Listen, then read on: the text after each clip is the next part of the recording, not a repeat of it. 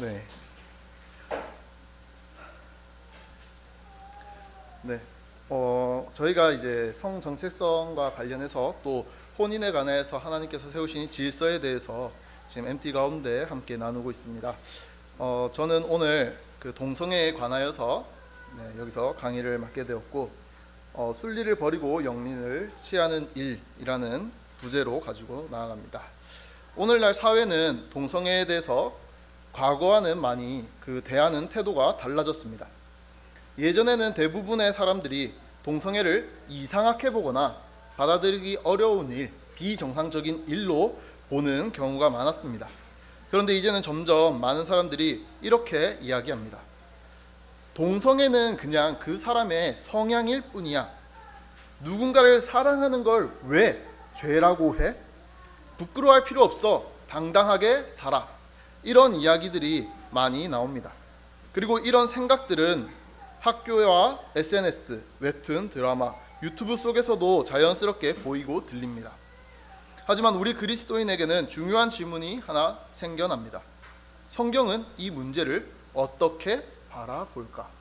동성애에 대해서 성경은 무엇이라고 말하고 있을까?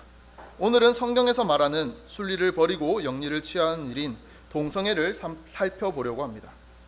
순리를 버리고 영리를 택했다는 말은 자연스러운 일을 버리고 그것을 거꾸로 쓰고 있다라는 말이죠.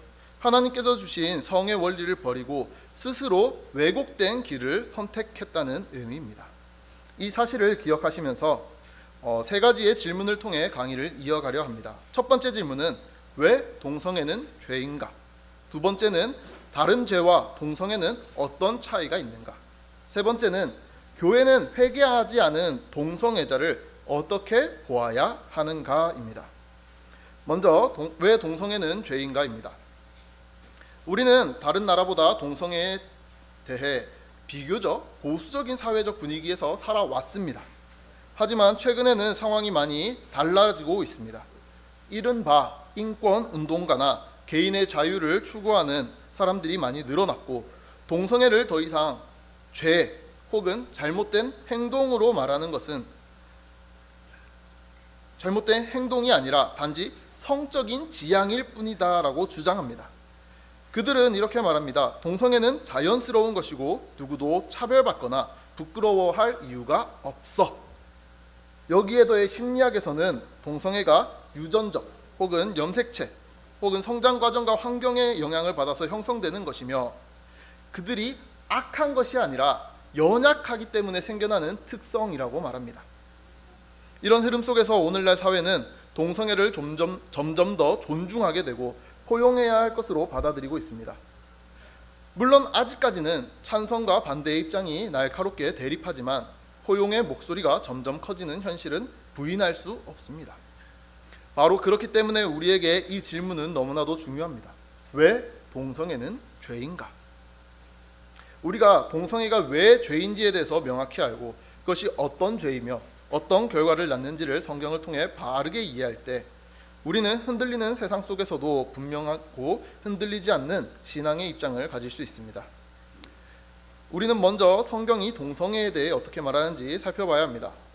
성경은 분명하게 말합니다. 동성애는 하나님께서 금하신 죄입니다. 그리고 그 이유는 단순히 사람을 사랑하는 방식이 다르기 때문이 아니라 하나님이 정하신 창조의 질서를 거스르는 행위이기 때문입니다. 창세기 19장 1절에서 11절에는 소돔과 고모라 이야기가 나옵니다. 하나님께서는 동성애로 물든 소돔과 고모라라는 도시를 어떻게 처벌하셨습니까? 불과 유황으로 심판하셨습니다. 오늘날의 어떤 이들은 하나님께서 동성애라는 이유만으로 그 나라를, 그 도시를 심판하지는 않았을 거다라고 이야기하기도 합니다. 그런데 이렇게 주장하시는 분들의 이야기는 하나님께서 그렇다면 소돔과 고모라를 왜 심판하셨는가에 대한 명확한 근거를 제시하지 못하기 마련입니다. 그렇다면 하나님께서는 왜 소돔과 고모라에게 이렇게 가혹한 심판의 벌을 내리셨는지 우리는 성경에 통해서 확인해 보아야 합니다. 레위기 18장 22절과 20장 13절에서는 여자와 동침함 같이 남자와 동침하지 말라라고 명령하면서 그와 더불어 그런 행위는 가증한 일로 정의 내리고 있습니다. 그리고 둘 다 가증한 일을 행함인즉 반드시 죽일지니 라고 말하고 있습니다. 이처럼 성경에서는 동성애를 반드시 죽여야만 하는 엄중한 죄로 말하고 있습니다. 그리고 이렇게 반드시 죽여야 한다라는 표현을 통해서 이 죄가 공동체를 해치는 매우 중대한 용납할 수 없는 죄라는 것을 보여주고 있습니다. 이어서 로마서 1장 18절 이하에서는 하나님을 알면서도 그분을 영화롭게 하지 않고 우상 숭배를 선택한 사람들에 대해 이야기합니다. 하나님께서는 그들의 마음의 정욕대로 내버려 두셨고 그 결과 그들은 순리를 버리고 영리를 따르게 되었다라고 말합니다. 즉 동성애는 단순한 성적 취향이 아니라 하나님을 거부하고 우상 숭배를 택한 자들에게 나타나는 죄의 결과이며 하나님께서 죄 가운데 유기하신 심판의 표입니다. 로마서에서 말하는 순리는 무엇입니까? 우리가 오전에 들었던 말씀처럼 하나님께서 창조 후에 남자와 여자를 한 몸을 이루게 하시는 그 질서입니다. 혼인의 질서를 이야기하고 있습니다. 하나님께서 남자와 여자를 한 몸이 되게 하신 것은 단지 그들로 하여금 사랑하며 잘 지내라가 아닙니다. 그 이상의 의미를 지니고 있습니다. 하나님을 닮아서 서로 연합하고 생육하고 생명을 잉태하는 목적이 그 혼인 속에 담겨져 있는 것입니다. 그런데 동성애는 이 모든 구조를 정면으로 부정하는 행위입니다. 남자와 남자가, 여자가 여자와 여자가 이렇게 혼인을 하게 되면은 창조의 목적을 이룰 수가 없습니다. 서로 사랑하고 연합할 수는 있겠죠. 그런데 중요한 생육하고 번성하는 일, 생명을 계속해서 잉태하도록 하신 하나님의 그 목적을 이룰 수가 없습니다. 동성애는 명백하게 창조주 하나님께서 이렇게 만들어 놓으신 것을 의도적으로 왜곡하고 파괴하는 죄입니다. 따라서 동성애는 단순히 다른 사랑의 방식이 아니라 하나님께 정면으로 반하는 죄입니다. 정면으로 반박하고 반역하는 행위인 것입니다. 그리고 그 죄가 하나님 앞에서 죽음으로써밖에 그 죄의 값을 받을 수가 없습니다. 또한 고린도전서 6장 9절에서 10절에서는 9절과 10절을 보면 남색하는 자를 분명히 언급하며 이들을 불의한 자라고 지칭합니다. 이어서 말하기를 불의한 자는 하나님의 나라를 유업으로 받을 수 없다라고 선언합니다. 물론 이 말씀에서 말하는 것은 동성애만 특별히 그렇다라는 것이 아닙니다. 동성애를 포함한 모든 죄는 하나님의 나라를 유업으로 받지 못한다라는 말씀입니다. 그러나 중요한 것은 하나님의 나라를 유업으로 받지 못하는 대표적인 죄의 항목에 동성애가 포함되어 있다는 것입니다. 이렇게 성경에서 다양하게 동성애에 대해 말하는 것을 살펴보았습니다. 성경은 동성애를 명백히 죄라 선언하고 있습니다. 오늘날에는 이러한 동성애를 타고난 기질로 혹은 그들의 성적 지향성으로 의도적으로 그것을 포장하고 있습니다. 그런데 우리는 이러한 세상의 외침에 휘둘려서는 안 됩니다. 동성애는 하나님의 뜻을 거스르는 죄이며 반드시 돌이켜 회개해야만 하는 죄입니다. 오늘날 동성애를 둘러싼 가장 큰 변화 중에 하나는 사회와 언론이 이 문제를 어떻게 다루는가에 있습니다. 이전에는 동성애를 부끄럽고 숨겨야 하는 문제들로 여겨졌습니다. 심지어 나는 동성애자라고 밝히는 그 순간부터는 그의 생계가 위협될 만큼 그의 모든 행동이 제한될 만큼 큰 이슈가 되기도 했습니다. 그러나 이제는 오히려 동성애를 당당히 드러내며 권리로 보장받고 축하받을 일로 여기는 시대가 되어 갑니다. 더 나아가서 커밍아웃을 하는 일이 대단한 용기를 가지고 세상을 마주하는 일처럼 여기기까지 합니다. 대중문화가 바로 이러한 흐름을 그대로 반영하고 있습니다. 드라마와 영화와 유튜브 등 다양한 매체 속에서 동성애는 더 이상 비정상적인 것이 아니라 감동적인 사랑으로 그려지기도 합니다. 특히나 동성 커플이 등장하는 장면은 사랑은 자유다, 누구나 자신답게 살아가야 한다 라는 메시지 속에서 긍정적인 것처럼 포장합니다. 그 영향으로 동성애에 대해 의문을 갖거나 성경적인 시각을 말하게 되면 금세 그 사람들을 향해 편견을 가진 사람, 혐오를 일으키는 사람, 고지식한 사람으로 오히려 호도되고 역적이 되는 분위기를 형성하게 되었습니다. 그리고 특히나 청소년과 청년들 사이에서 주목해야 할 변화가 있습니다. 그것은 동성애가 나와 너무나도 먼 이야기가 아니라는 것입니다. 내 친구의 이야기일 수도 있는 것이 동성애입니다. 이렇게 보시면 됩니다. 같은 반 친구가 갑자기 커밍아웃을 하고 나는 사실 동성애자야, 나는 양성애자야 라고 말하는 경우 크리스찬 청소년과 청년들은 많은 혼란을 겪게 됩니다. 내가 알고 있는 이 친구는 너무나도 좋은 친구인데 얘가 동성애자라는 사실 때문에 얘가 죄인이라고 내가 말할 수 있을까? 내가 얘를 나쁜 사람으로 규정해야 하는가? 라는 질문을 갖게 됩니다.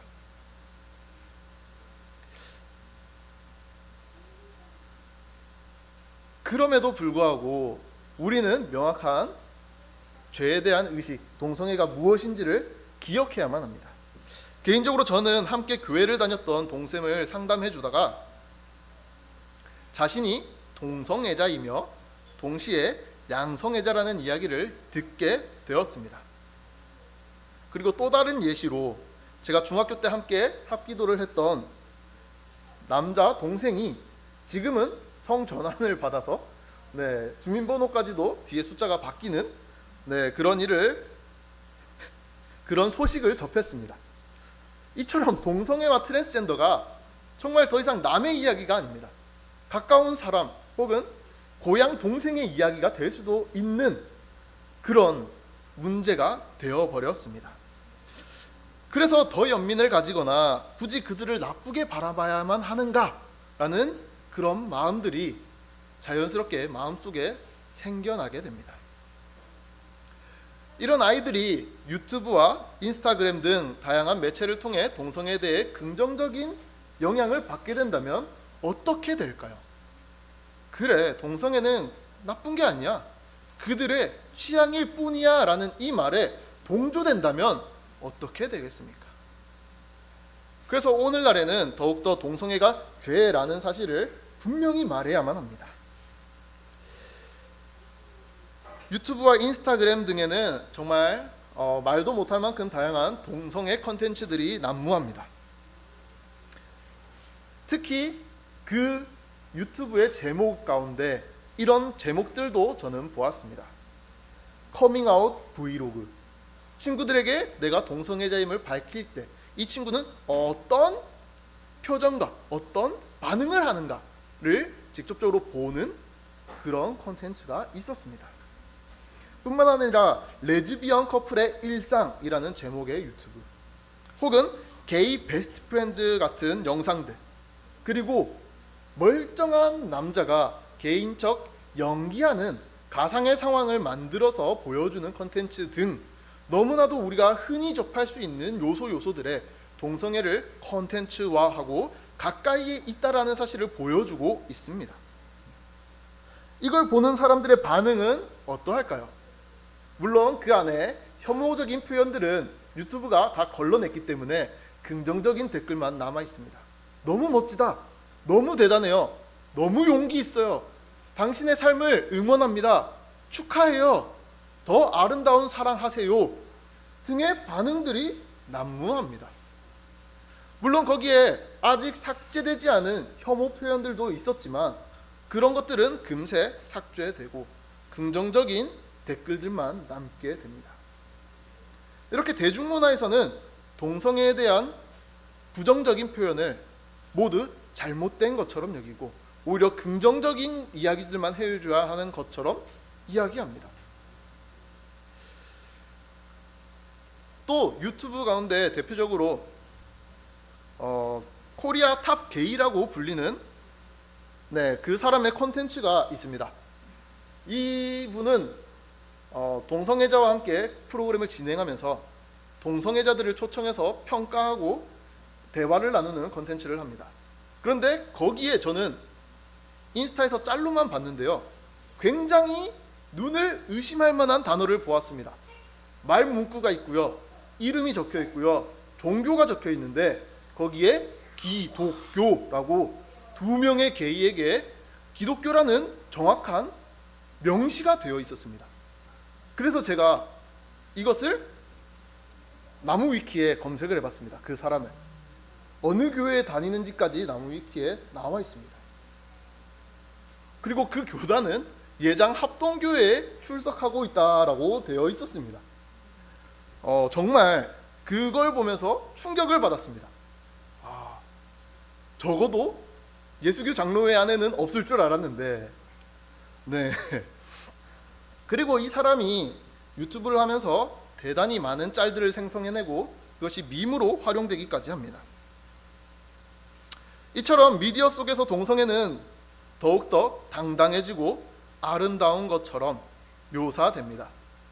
그에 반면에 기독교적인 입장을 말한다면 넌 너무 보수적이야, 쟤네도 기독교라고 말하잖아, 너희랑 뭐가 다른데? 하면서 그걸 죄라고 지적하는 기독교인들을 진부한 사람, 고지식한 사람, 뒤처진 사고방식을 가진 사람으로 호도합니다. 이런 환경을 살아가는 우리는 무언가 잘못되었다는 생각은 들지만 어디서부터 무엇이 문제인지 정확히 말하기 어려운 상황에 놓이게 됩니다. 더 큰 문제는요, 이것이 그냥 대중문화 속에서만 이렇게 보여지느냐? 아닙니다. 이 흐름은 언론과 교육으로도 이어집니다.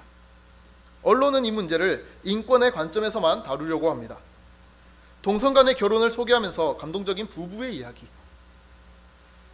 동성애에 반대하는 이들은 차별과 혐오를 조장하는 구시대적인 발언, 이러한 프레임으로 올가매고 보도합니다.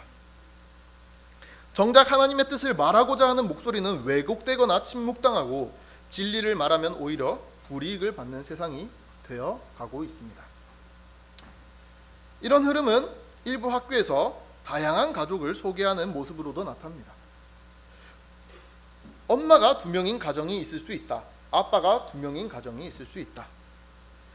가정이라는 것이 남자와 여자로서만 이루어지는 것이 아니다 라고 학교 수업 시간에도 말하는 교사들도 있습니다. 그리고 다양한 가정의 형태를 통해서 그런 왜곡된 시선임을, 우리 기독교인들의 시선이 왜곡된 시선임을 간접적으로 비난하는 형태입니다.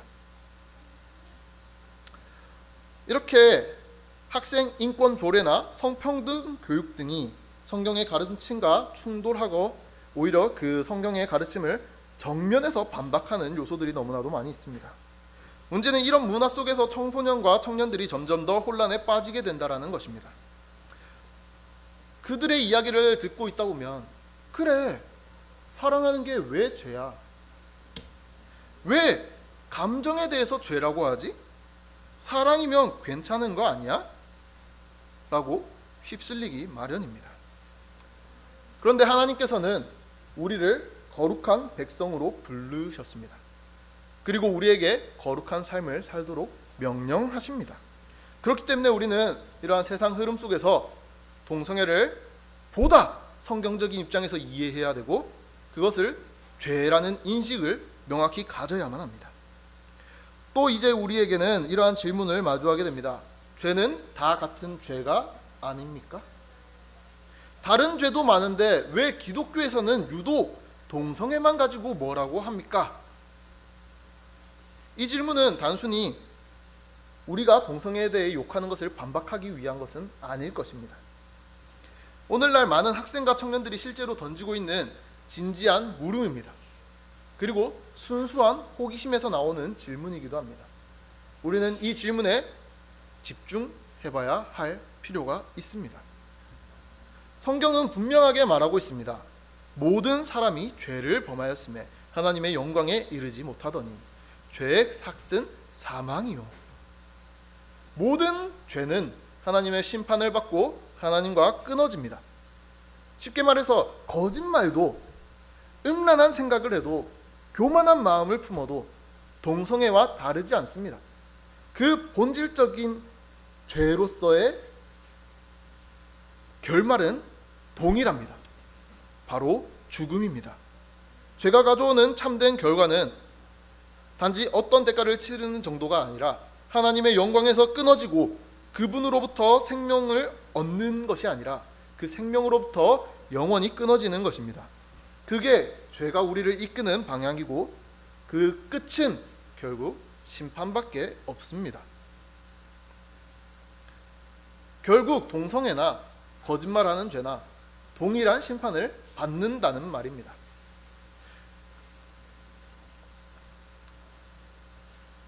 하지만 여기서 중요한 점이 있습니다. 하나님은 모든 죄를 똑같이 다루시지는 않는다라는 사실입니다. 이 말을 잘 이해하셔야 됩니다. 모든 죄가 다 하나님의 심판 아래 있다는 사실은 변하지 않습니다. 그런데 성경을 조금만 깊이 들여다보면 하나님께서 어떤 죄는 즉각적으로 심판하시고 어떤 죄는 오래 참고 기다리셨다라는 것을 분명히 알 수 있죠. 가장 대표적으로 이 동성애에 대한 죄만큼은 하나님께서 즉각적인 심판을 이루셨습니다. 창세기와 레위기를 통해서 동성애가 죄이며 반드시 죽여야만 하는 죄라는 사실을 보았죠. 그리고 하나님께서는 소돔과 고모라를 불과 유황으로 심판하셨습니다. 이 심판은 즉각적인 심판이었습니다. 이 심판은 단순한 도덕적 타락에 대한 징벌이 아니라 창조 질서를 무너뜨린 죄에 대한 하나님의 즉각적이고 엄중한 반응이었습니다. 그런데 우리는 성경에서 다른 죄들에 대해서 하나님께서 어떻게 대하시는지 한번 생각해 보시기 바랍니다. 다윗이 간음했을 때 하나님께서 다윗을 즉각적으로 심판하셨습니까? 하나님께서는 그를 즉시 죽이지 아니하시고 나단 선지자를 보내고 돌이킬 시간을 주십니다. 이 둘의 차이는 하나님께서 동성애를 더 미워했기 때문이 아닙니다. 동성애라는 죄가 그만큼 하나님의 창조 질서를 파괴하고 또한 회개로 나아가기 어려운 구조이기 때문에 하나님께서 이와 같은 심판을 통해 엄중히 경고하신다라는 것입니다. 동성애는 단순한 죄가 아닙니다. 자기의 정체성을 새로 덧입히는 행위입니다. 동성애자들이 나는 동성과 관계를 맺었다라고 해서 끝나는 것이 아니라 나는 그렇기 때문에 동성애자야 라는 스스로에게 그 정체성을 덧입힙니다. 즉 나는 곧 동성애를 행하는 사람, 난 동성애자야 라는 정체성은 죄의 책망을 들을 때 어떻게 생각하게 될까요? 너 그렇게 행하는 게 죄야 라는 명확한 죄에 대한 지적을 내 존재에 대한 부정으로 들리게 됩니다. 너는 잘못된 존재야 라고 왜곡해서 듣게 됩니다. 동성애가 곧 정체성이기 때문에 자기의 정체성을 전면 부인하도록 만드는 것이 성경의 지적이 된다는 것입니다. 그래서 더욱 그 동성애라는 죄로부터 돌이키기가 어렵습니다. 게다가 오늘날 이 죄는 사회 속에서 정당화가 되어가고 있습니다. 그렇기 때문에 죄를 죄라고 말하는 일이 불편한 진실이 되고 죄들을 인정하지 않도록 강요하는 문화 속에서 우리는 살아가게 됩니다. 그들은 더욱이 회개할 기회를 잃어가게 됩니다. 동성애도 거짓말도 모두 같은 죄이지만 동성애는 단지 죄에서 그치지 않고 정체성까지도 뒤바꾸기 때문에 그리고 사회적으로 좋은 것으로 포장되기 때문에 더욱더 회개하기 어려운 죄입니다. 우리는 이 점을 반드시 주목해야 합니다. 동성애는 단순한 행동이나 실수가 아닙니다. 로마서 1장을 보면 하나님께서 동성애를 우상 숭배와 불경건함의 결과이며 그 죄악된 가운데 내버려 두신 일이라고 하십니다. 로마서 1장에서는 동성애가 다른 죄들과는 구별되는 몇 가지 특징들을 보여줍니다. 첫 번째는 동성애는 하나님으로 인정하지 않는 데서 비롯됩니다. 하나님을 알되 하나님을 영화롭게도 아니하며 감사하지도 아니한다라고 말합니다. 이 말씀은 피조물이 창조주의 자리를 차지하려는 교만을 그대로 보여줍니다. 하나님 중심에서 자아 중심으로 방향을 바뀌는 이 반전은 모든 죄의 뿌리입니다. 그 절정이 바로 하나님의 질서를 의도적으로 거스르는 행위입니다. 동성애는 그런 전환의 대표적인 증거입니다. 이 죄가 어디로부터 시작됩니까? 창세기의 아담의 범죄로부터 시작합니다. 자신이 하나님의 자리에 앉으려는 시도, 그 아담의 죄를 답습하고 반복하는 것이 바로 동성애입니다. 둘째로는 동성애는 창조 질서를 부정하는 행위입니다. 성경은 반복해서 특히 로마서에서 순리와 영리라는 표현을 사용하며 이를 강조합니다. 하나님께서는 그들을 부끄러운 욕심에 내버려 두셨다라고 말합니다. 또 여자들도 순리대로 쓸 것을 바꾸어 영리로 쓰며 남자들도 순리대로 여자 쓰기를 버리고 서로 향하여 음욕이 부릴 듯 하며 남자가 남자와 더불어 부끄러운 일을 행한다라고 말합니다. 이 말씀은 단순히 성행위만을 의미하는 것이 아닙니다. 하나님께서 만드신 혼인의 질서, 남자와 여자를 만드시고 생명을 이어나가도록 세우신 이 질서를 정면에서 깨부수는 행위라 하는 것입니다. 그리고 이는 하나님의 뜻을 알고 있음에도 불구하고 그것을 외면하고 자기 욕망을 절대화한 결과입니다. 하나님의 뜻은 그럴지라도 나는 내 욕심대로 살겠다라는 단호한 결의인 것입니다. 덧붙여 말하자면 결혼에 대해 바울은 에베소서 5장에서 단순한 남자와 여자의 결합으로만 보지 않습니다. 바울은 이 결합을 그리스도와 교회의 관계에 비추는 신비한 연합으로서 설명합니다. 이 연합은 단순히 함께 사는 형태가 아니라 생명을 잉태하고 복음을 품는 어떠한 상징적인 의미로서 보여줍니다. 이 복음이라는 것이 무엇입니까?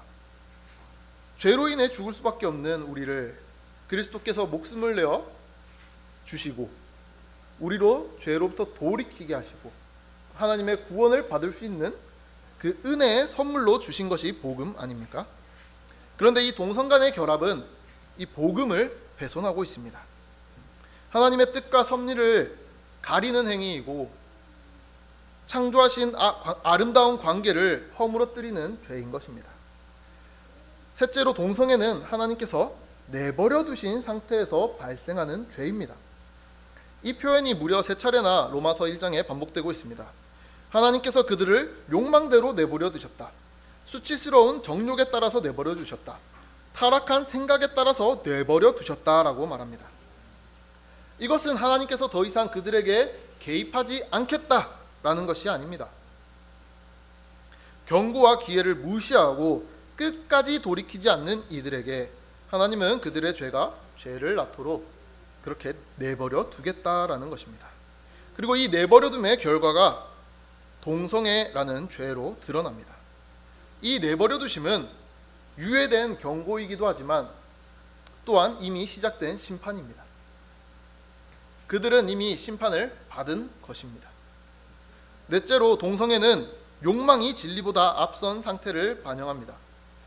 하나님의 진리를 거짓으로 바꾸어 피조물을 조물주보다 더 경배하고 섬김이라 이렇게 말하고 있습니다.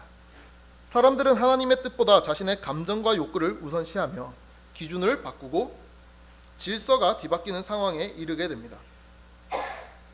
계속해서 제가 말씀드리고 있지만 동성애는 사랑의 방식이라는 말로 포장되지만 실제로는 하나님을 주인으로 삼지 않고 자기 기준을 자기 자신의 생각과 신념을 기준으로 삼는 그런 결정체입니다. 로마서 1장은 동성애를 도덕적 일탈로 다루지 않습니다. 이 죄는 하나님을 밀어내고 진리를 부정하며 창조 질서를 무너뜨리고 인간 스스로의 삶의 기준을 삼는 그 결과로 말하고 있습니다. 그리고 공동체에 내린 하나님의 경고로서 이 말씀을 기록하고 있습니다. 이 죄 앞에 교회는 결코 침묵할 수 없습니다. 그렇다면 정죄로 응수해야 한다는 말일까요? 그것도 아닙니다. 우리는 하나님의 말씀을 분명히 선포해야 합니다. 무엇이 죄인지 알려주고 그 죄의 결과가 무엇인지 알려주어야 합니다. 그리고 그 안에서 돌이킬 수 있도록 잘 이끌어 주어야 합니다. 그렇다면 우리는 교회 안에 들어와 있는 동성애자들은 어떻게 보아야 할까요? 아까도 말씀드렸지만 그 코리안 탑게이라 불리는 분도 기독교라고 자신을 소개합니다. 자기를 그리스도인이라고 소개합니다. 이런 사람들을 우리는 어떻게 바라보아야 할까요? 회개하지 않은 사람을 우리는 신자라고 부를 수 있습니까? 결코 없습니다. 그렇다면 동성애자가 회개한다면 회개의 결과는 무엇입니까? 올바른 창조 질서 안으로 돌이키는 것이겠죠. 그런데 여전히 자신을 동성애자라 소개하며 자신을 신자라 소개하는 것은 어불성설입니다. 애초에 성립이 되지가 않습니다. 그럼에도 그들이 자신을 기독교라 소개할 수 있는 이유는 무엇입니까? 오늘날 일부 교회는 동성애자들을 데리고 예배를 드리기도 합니다. 우리는 이런 교회와 이런 동성애자들을 어떻게 바라봐야 할까요? 그들이 예배 자리에 나오는 것조차도 우리가 나가서야만 할까요? 그렇지는 않습니다. 그들이 예배 자리에 앉아 말씀을 듣는 행위는 우리가 결코 막을 수 없습니다. 그리고 혹여 그들이 말씀 가운데 자신의 죄를 깨닫고 회개할 수 있기 때문에 오히려 그들을 교회 예배 자리로 초청해야 할 것입니다. 그리고 그들이 죄로부터 돌이킬 수 있도록 우리가 많은 노력들을 할 수 있다면 해야만 할 것입니다. 그럼에도 불구하고 우리는 단호한 태도를 가져야 합니다. 동성애는 죄라는 사실, 이것에 있어서는 타협할 수 없습니다. 성경은 반복해서 말합니다. 죄를 품은 자는 하나님의 나라를 유업으로 받지 못합니다. 단순히 교회에 발을 들였다라고 해서 그 모든 사람이 신자가 되는 것은 아닙니다. 예배에 참석하고 찬양을 따라 부른다고 해서 구원받은 백성일 수 없습니다. 신자는 회개한 사람이어야만 합니다. 회개 없이는 구원이 없습니다. 신약의 교회는 단지 모임의 장소가 아니라 그리스도의 몸입니다. 그 몸에 우리가 하나로 연합되었다라는 것은 죄를 미워하고 돌이키려는 싸움이 시작되었다라는 뜻입니다. 그렇기에 교회에 출석하는 사람과 교회의 회원인 교인은 구분되어야 합니다. 출석은 누구나 할 수 있습니다. 예배는 누구에게나 열려 있어야 합니다.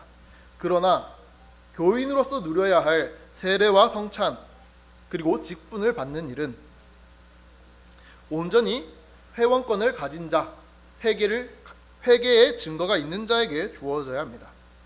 이 회개의 고백이 없다면 우리는 그들을 향해 사랑을 품고 기다려줄 수는 있지만 교회 안의 회원으로는 결코 받을 수가 없습니다. 그렇다면 그런 사람들을 교회 회원으로 받아들이고 예배하고 있는 교회는 우리가 어떻게 바라보아야 할까요?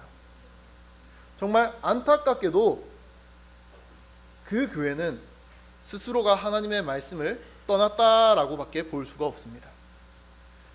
분명히 죄에서 돌이키지 않은 자가 신자가 될 수 없는데 그런 사람들을 향해서 신자라 부르고 그들이 성례와 성찬을 누린다면 그거는 그 교회가 타락하여 하나님의 말씀을 떠났기 때문에 가능한 것입니다.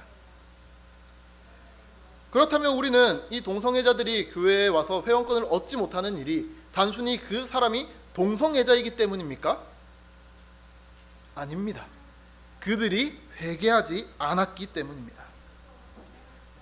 아직 회개하지 않은 동성애자들은 죄를 죄라고 여기지 않고 자신의 정체성으로 여전히 삼고 있기 때문에 그들이 회원권을 얻을 수 없는 것입니다. 그래서 그들은 교회 회원이 되기 위해서는 양자택일을 해야 합니다. 동성애자로 남을 것이냐, 돌이켜 이성애자로 돌이키고 그리스도인이 될 것이냐. 이 문제는 우리가 분명히 기준으로 삼아야만 합니다. 또 교회는 동성애자의 예배 참석을 어떻게 보아야 할까요? 앞서 말씀드렸지만 동성애자들에게도 예배의 자리는 열려 있습니다. 복음은 누구에게나 열려 있고 오히려 죄인들이 들어야 하는 것이 복음입니다. 그들 역시도 우리와 동일한 죄인이기 때문에 그들이 예배의 자리에 오는 것은 결코 막을 수 없습니다. 그리고 그들이 계속해서 교회에 출석하고 있다면 우리는 오히려 그들을 기다려주고 그들을 잘 살펴보아야 합니다. 그럼에도 불구하고 앞서 말씀드린 것처럼 분명하게 선을 그어야겠지요. 교회의 회원권은 그들에게 결코 부여할 수가 없습니다. 그렇다면 또 다른 질문이 생깁니다. 그렇다면 원래 우리 교회의 교인이었다가 커밍아웃을 한다면 우리가 어떻게 보아야 할까요? 이런 경우에는 다른 죄와 마찬가지로 교회의 권면과 치리를 받아야 합니다. 교회는 끊임없이 그가 그 동성애자로 커밍아웃한 것에 대해서 돌이킬 수 있도록 권면해야 합니다. 권면을 듣지 않을 때는 어떻게 해야 합니까? 수찬 정지와 더 나아가서는 교회의 출교 명령까지도 내려야 합니다. 이것이 정죄입니까? 단순히 정죄의 목적만으로 하는 것은 아닙니다. 오히려 이렇게 함으로 인해서 그 죄가 정당화되지 않게 예방하는 것입니다. 그리고 그가 돌이켜서 생명을 얻게 하려는 복음의 마지막 수단이 바로 이 징계입니다. 그런데 재미난 점이 있습니다. 교회 안에 있는 사람이 이렇게 동성애자가 된 경우 그가 끝까지 권면을 듣지 않을 때는 어쩔 수 없지만 제 생각에는 동성애자 중에 권면을 들을 확률은 희박하다라고 생각합니다. 제가 경험한 일화도 교회 동생에게 그런 이야기를 했습니다. 여러 가지로 상담해주고 그래 네가 어떤 환경에서 자랐는지도 물어보고 많은 질문들을 통해서 결과적으로는 그에게 동성애는 성경이 분명히 죄라고 말하고 있다라고 알려주었습니다. 그렇기 때문에 네가 거기서부터 돌이켜야만 한다라고 분명히 말했습니다. 그의 대답은 무엇이었을까요? 성경이 죄라고 말하는 건 나도 이미 알고 있어. 그런데 이 동성애라는 것에 대해서 나도 어쩔 수가 없어. 이 말이 무슨 의미인 줄 아십니까? 내가 통제할 수 없는 것이 동성애의 죄라는 것입니다.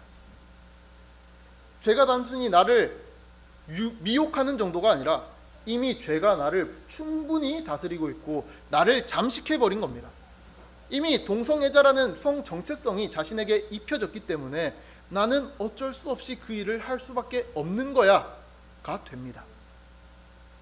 그래서 이 성 정체성이 이렇게 동성애자로 박히는 경우에는 돌이키기가 상당히 어렵습니다. 제가 이 동생에게 분명히 죄라고 말할 수 있었던 이유는 그가 교회에서 만난 사람이었기 때문입니다.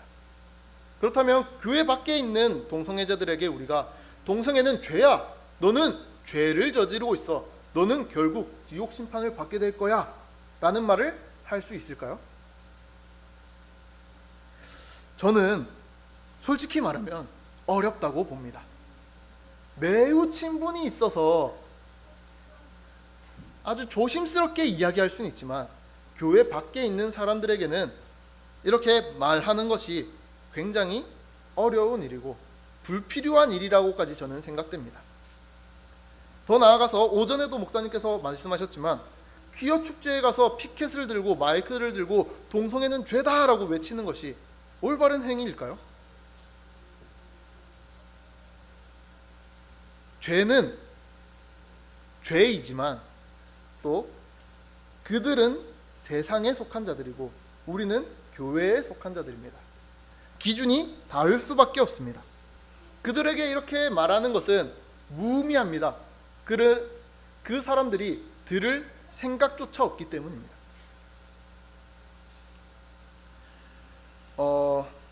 세상과 교회가 엄연히 분리됩니다. 그렇기 때문에 우리는 성경의 잣대로 그들을 정죄하는 행위가 사실 무의미할 때가 너무나도 많습니다. 또 예수님께서는 이렇게 권면하시기도 하십니다. 거룩한 것을 개에게 주지 말며 너희 진주를 돼지 앞에 던지지 말라 말씀하십니다. 그들이 그것을 밟고 돌이켜 우리를 해칠 수도 있기 때문에 이러한 말씀을 하셨습니다. 세상은 교회의 이야기를 듣지 않습니다. 들을 이유도 들을 생각조차 없습니다. 그들이 보기에는 교회는 어리석은 집단입니다. 그런 이들에게 우리가 죄를 선포한다면 어떻게 될까요? 예수님께서 경고하셨듯이 그들이 죄를 선포하는 우리를 밟고 상하게 할 것입니다. 그런 그들에게 성경적인 잣대를 핏대 세우고 싸우는 일은 오히려 긍정적인 영향을 끼치기보다는 더욱더 그들이 죄악 가운데로 나아가게 하는 어떤 반작용을 일으킬 수도 있습니다. 이런 입장에서 교회는 동성애 차별 금지법에 대해서도 서로 다른 반응을 나타냅니다. 찬성과 반대의 입장은 물론이고요, 반대 입장에서도 또 두 가지 입장으로 나뉩니다. 하나는 세상과 맞서 싸우며 기독교의 질서를 세우는 입장입니다. 이들은 시위도 해야 되고 동성애가 죄임을 공공연히 외쳐야 한다고 말합니다. 동시에 침묵하는 교회를 비난하기까지 합니다. 겉으로 보기엔 그들이 진리를 말하고 있기 때문에 많은 지지도 받습니다. 그리고 그들이 더 옳은 것처럼 보여지기까지 합니다. 이들은 세상과 싸우기 위해서 세상의 방법을 택했다라는 사실을 우리는 기억해야 합니다. 그리고 또 다른 입장에서는 교회 안에서 말씀을 가르치고 부모와 자녀를 양육하여 거룩한 공동체를 세우는 일에 집중하는 무리가 있습니다. 이들은 세상과 세상의 방법으로 싸우는 대신에 교회를 먼저 거룩하게 만들자 생각한 것입니다. 겉으로 보기에는 소극적으로 보일 수도 있습니다. 하지만 저는 이것이 더욱 복음적인 일이라고 믿습니다. 이 나라는 기독교 국가가 아닙니다. 기독교의 원리 속에서 이루어진 국가도 아닐 뿐더러 그들에게 기독교적인 잣대로 심판을 말할 권한이 우리에게는 없습니다. 그들은 이미 하나님의 심판을 받은 자들이라고 성경은 말합니다. 이미 심판받은 이들에게 우리의 권면이 먹혀들지 않는다면은 더 이상 그 말을 뱉을 이유가 또한 없는 것이라 생각됩니다. 그리고 예수님께서도 세상의 방법으로 싸우지 않으셨습니다. 우리는 이 사실을 기억해야 합니다. 교회 밖의 질서는 하나님의 심판 아래 있고 우리는 교회가 더욱 거룩해지는 일에 집중해야 합니다. 교회가 이미 타락해 가고 있지 않습니까? 동성애자들과 더불어 예배하고 그것을 교회라 칭하고 그곳에서 성례와 성찬이 베풀어지고 있기도 하는데 이 교회가 먼저 거룩해지는 일이 우선되어야 할 것입니다.